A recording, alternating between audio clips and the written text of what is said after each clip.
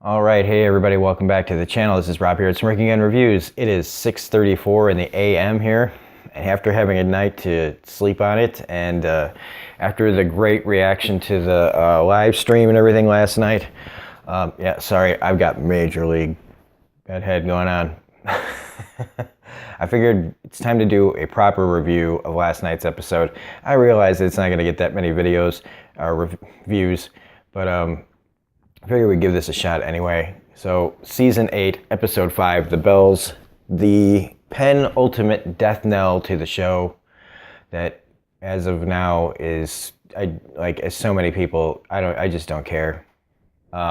It's going to be impossible not to watch next week. For those of you that just watch the show to be entertained and don't care about character development and don't care if things make sense and don't care about the writing and all these things, Joe Sixpack, no offense, seriously, John Q. Public, who just casually watches the show and doesn't care about the source material and just likes to watch, people get fucked up by dragons, that's fine. This is your type of show. This is CW level writing. Benioff and Weiss should be working on teenage television dramas on the CW, because that's where we're at. We're, on a show where the end of it, you get all the fan service, like shows like Arrow and Flash, where a whole bunch of bad things happen, but at the end you get all this fan service, all the things that you wanted. That's where they need to be, if they allow them to write anywhere. If they, get to keep... Unless they don't get to keep their Star Wars trilogy jobs, they can always do that. So full spoilers if you haven't seen the episode, and it's just, I'm not telling anybody that's, doesn't know, right? If you're clicking on this, if you haven't watched the show and you're clicking on this, you just kind of want to have it spoiled for you by somebody, right? So, anything that we talk about at this point, if you're one of those people who hasn't seen it yet, fine. Don't watch this yet. But there's so many options out there to choose from. So, if you don't like my review, I definitely think you should probably check out Dee's reviews or, other people's like that. Like Angry Joe, while I think I wish he would just stick to video games. He has, pretty good takes on this too. And unless you're a complete, I don't want to insult anybody, but just unless... Like my dad liked this episode. That's how I know that it wasn't good. And it's more than that. But, the plot is the D&D have just decided to fuck the rules. And anyway, they want it to, the way they want it to go is the way they want it to go. Whether anything makes sense along the way. All of our characters have become different people. And not just because the story progression made them that way.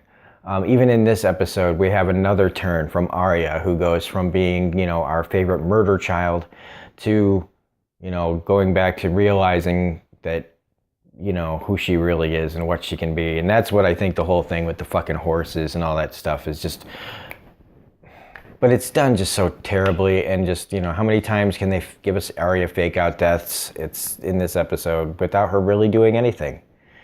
And, to continue with that, part of the story with Arya, if the Hound was just going to tell her, hey, you need to stop, he should have done it when they got to camp, where she was surrounded by people that could stop her from getting further. And what's she going to do? Kill a bunch of Jon's men? Maybe.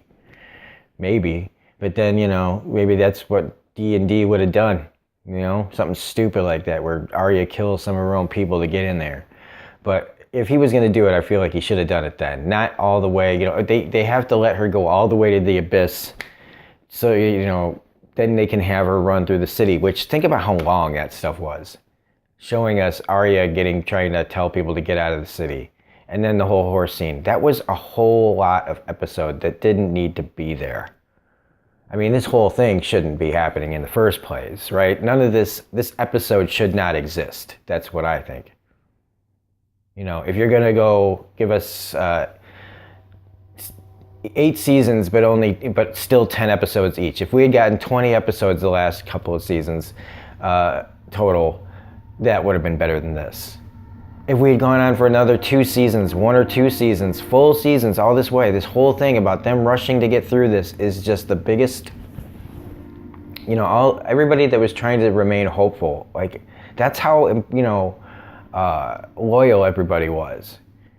That's how loyal everybody was. It was like, okay, fine, we're not going to get what we want, but they won't disappoint us. They've, we've seen a little bit of we've seen a slide, and some people say, and I'm agreeing now at this point, where the show started to end in like season 5, where it went off the rails, when they got past the book adaptation part, never try to finish, do something that's not finished is the big note here, but also just D&D just don't really know what they're doing. And I mean, this whole episode also felt like they were like trying to make a episode that would like showcase their talents for different genres. And there were multiple things in here that just reminded me of Star Wars. Like if you watch my live stream, like when Arya and the Hound roll up on that guard and they're just basically like Obi-Wan and Luke sitting there, and they're just like, they're not saying we're not the droids you're looking for, but they're kind of just putting the whammy on this guy a little bit, where she's like, I'm there to kill King Cersei. Just let it go through, kid. You don't want any trouble here, basically. So they go through. And then you got the whole thing where, the mountain is essentially Anakin Skywalker, old-ass Anakin Skywalker with his burned face and his bald head. He looks like a medieval Darth Vader. Except Luke didn't come home to like save his father this time. He came to kill his brother. But I still, think that whole thing with Arya was just unnecessary, just to get her character back to whatever she's going to do next week. A lot of people saying that she's going to kill Daenerys. I don't know about that. It's possible. I mean, I guess with her, like, they established that she's seen what Daenerys is capable of now. And so, justifiably, because they would be able to justify Arya killing Daenerys because of what they showed us this last episode, of her witnessing firsthand, street level, all the people that she's murdered. And so that would probably put, Arya on, Dany on Arya's list. The last name. She wasn't able to kill the Queen in King's Landing, but she'll probably, be able to kill Daenerys. Who knows? I mean, I guess that's maybe what they're setting up. I thought it would be Jon, but maybe that's too on the nose. The stuff with Varys, the so quick betrayal, you'd get whiplash, and really kind of exposing, like, the way he goes out in this kind of makes you realize that, Varys is a despicable character in the end, kind of, if you really think about it, how he uses children to do his little dirty deeds and things. And he can claim that he's doing it for the realm, and he's played by an incredible actor who really makes you care about the character that you really shouldn't care about. This guy is, like, he's been doing this his whole life, playing back and forth, rolling the dice all the time and doing things behind the scenes that have affected things, like, pretty badly. And even though I love the character and the actor who plays him, they really just here hammered it home, like, he's a bad guy and it's okay to hate him because he's betraying Dany and we're supposed to care, except then they give her the villain turn, the super villain turn. And, just because, like, they say, in the books and everything, this is where King's Landing is associated with the death of her father, the death of her brother, her almost dying, her on the run, the loss of everything in her life. And she sees the Lannisters and Red Keep and all that. And that is just apparently, and hearing the bells, it's when she decided to go all murder crazy. When there's the channel Ideas of Ice and Fire, who brought up, showed in a really, really great way a montage of all the things that Daenerys has done that proves that she didn't really have an insane bone in her body. She only went after people, hurting other people. She is the breaker of chains.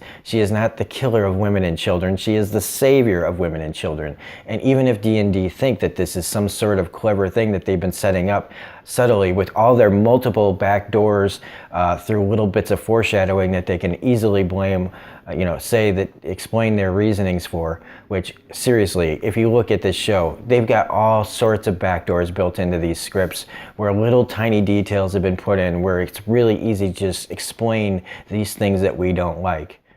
And it's really, really frustrating to just see them just resort to that type of thing and tell us, well, we've been setting it up the whole time, but not really. I mean, think about, like, all the people she killed were bad people, man. She was saving women and children.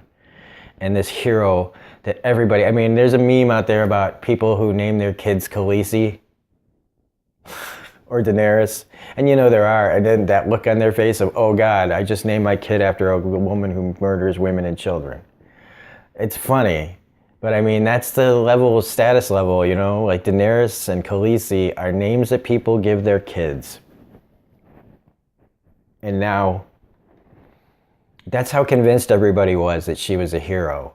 So I mean, subverted expectations. This whole episode felt really like people have made comments about they're trolling the audience. But this whole episode is proof of it. Like from Euron's turn to the camera, literally saying to the audience, I'm the one who killed Jaime Lannister, fuck you. And that whole thing with Jaime being all stabbed up instead of banging his head with the freaking gold. Gold's heavy, right? Bam, bam, bam. It would hurt. It would overtake him. You wouldn't get stabbed up so that people wouldn't wonder why you're walking around an hour later, barely looking like he's hurt, still managing to get to the bells, all this shit. And I picked this because the most gangster woman in Westeros has this look on her face like it's all good. She has almost no lines in this episode. Did you notice that? No, almost nothing. Lena Headey gets almost nothing in this. She stands there for a while and then goes down some stairs and then meets up with Jaime and cries, and they all are like, oh, look, we get to die together in our little incest pact. And she has that one tear, right? And it's like, we still don't even know if that pregnancy was real, and I know I'm harping on that. Anybody who watches my videos who says that I don't think she was ever pregnant, and now I can kind of say that I'm right. Story-wise, it says, but we didn't get a test positive, and just because Qyburn nods at Euron doesn't mean shit, okay? They're all liars. But the most subverted expectation is nobody would have thought that Cersei was going to get killed by a crumbling castle around her in a still a silly way where her and Jaime go out in a very, like I said, it's like that movie with Carell and Knightley about the waiting for a friend searching for a friend or whatever for the end of the world, where they just sit there and you can hear the bomb just getting closer, the explosion's getting closer and closer and closer, and then boom, fade to black, boom, dead. And I even joked that they'll find him next episode. Jaime will have his golden hand like over them, protecting them from all the rubble, and they'll find them alive. Because why not? Nothing makes sense. So they'd somehow be able to figure out a way to say that they fell just right, that his hand protected them from being completely crushed. It won't happen, but I'm just saying, like, why not? Why not? What else? Again, the army's standing there not doing anything outside of the lines. Like, maybe there's no dragon there, but you could just wipe out the Northmen right there. What are you waiting for? What are you waiting for? Oh, that's right. You're waiting for the plot to get there. You're not waiting for the thing that makes sense, which is just a fucking attack. She got the Golden Company there, right? I forgot who they were. I was like, who's that fucking guy? Oh yeah, it's the Golden Company. And I didn't remember it until somebody pointed it out later. I was just like, that's right. They were talking about the Golden Company, weren't they? Didn't really matter in the end. And again, how the dragon just gets to be overpowered whenever they want it. Like, any character can do anything they want as long as the script says it does. So this time with all the ships there waiting for a dragon, and the only one who's firing is Euron. And they're all just standing there as the dragon just gets to take its time blowing up the entire fleet. Just takes its time. And let's also talk about this. Whether you really like it or not, it all looked cool. It did. It looked great. This was the best fan fiction I've ever seen. It really is. It's the most expensive fan fiction. Well, maybe Star Wars, I don't know. There's a lot of expensive fan fiction out there. But, like even Avengers Endgame, but that's earned. So yeah, I mean, it all looked cool, but it's all hollow and empty, and I felt almost nothing, because it was like very video gamey, where the dragon just comes in and just torches everything and blows up, and it's satisfying, but in a hollow way, because none of those people on those ships mean anything. And even the people in the streets, if they hadn't gone to street level, which is what the D&D were saying, we wanted you to feel these people getting killed. It's like, I think I get it. When I see a dragon going back and forth, just up and down, I get that there's people down there, women and children. But they really had to hammer it home how much we have to change our tune about Dany. That Cersei was small potatoes, that all the horror stories were right. All the worries that people had, all the fears about a Dothraki and a Targaryen coming here were completely warranted. All the little people were right, and all the high up people were wrong. And we were all setting her up to become the Mad Queen over the course of one episode. It's just such a slap in the... It's like... Going over, I don't know, man. I don't know. There's so many ways to put this. None of them good. None of them good. It's just, I'm so mad, but I'm smiling. I'm trying, because I'm thinking, it's time to just. I'm rereading the books. It's rereading the books time, everybody. If you haven't read the books and you want to desperately hold on to your fandom in some way, if you've never read the books, do yourself a favor. It's time to get on board. Say no to HBO and say yes to the page on the, the paperbacks. Pick up the books is what I'm saying. What else do we got here, man? I mean, I'm glad that, okay, the Tyrion Jaime scene is the best scene in this. It's the one moment that meant something. It's the one fan service that pays off. That it's emotional. I mean, literally, Dinklage and Nikolai really bring it here. But that's it. Because immediately, Jaime's complete arc is destroyed in this episode. All this time of caring about, hating him and then caring, and then having him just turn out to be like Comic Book Girl 19 says, just another fuckboy like he is in the books. He went to Winterfell to have sex with Brienne, and when he realized that she wasn't his sister, and something was wrong back at home, he took off, and probably left a bun in the oven. And like I said, I still think this show is going to end with a bunch of people having babies, because now that our murder child is coming back home, she's probably pregnant with Gendry's kid, which makes the Stark Baratheon alliance reborn.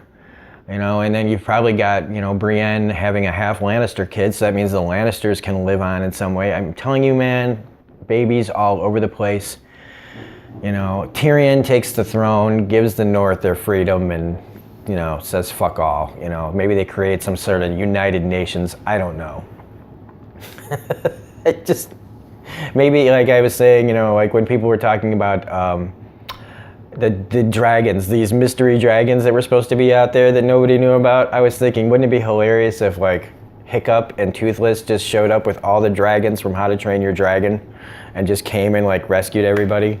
Or at least Euron, that was what Euron was looking at, was like, holy shit, there's a bunch of cartoon characters coming at us. And then they don't see Drogon coming from behind to torch him. I don't know. Anything would have been better. Anything would have made at least as much sense as any of this did. Grey Worm just completely, you'd have to say he's about as crazy as her, because he instigates the fight after she starts the war. It's like, oh, yep, free for all. Everybody start raping and pillaging.